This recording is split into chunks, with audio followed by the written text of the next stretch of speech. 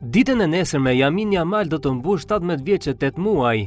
Dje me një gol dhe një asist e udhëhoqi Barcelonën drejt çerkfinaleve të Ligës së Kampionëve dhe konfirmoi formën fantastike që po kalon.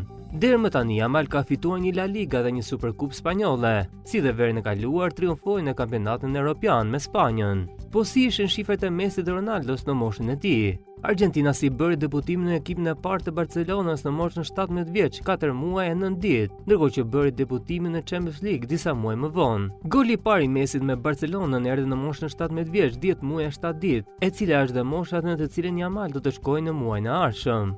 Po Cristiano Ronaldo, në moshën 17 vjeç e 7 muaj e 29 ditë, ose në moshën që është sot Yamal, ai po debutonte me Sporting Club të Portugalisë dhe më pas u transferua te Manchester United në sezonin e ardhshëm. Yamal është ende në fillim, Messi dhe Cristiano Ronaldo më pas ndërtuan lavdinë e tyre mbi një dualizëm që zgjati 20 vjet më shumë. Fillimi i mbar është gjysmë e punës. Të shohim se sa të shkojë kjo shprehje për Lamine Yamal.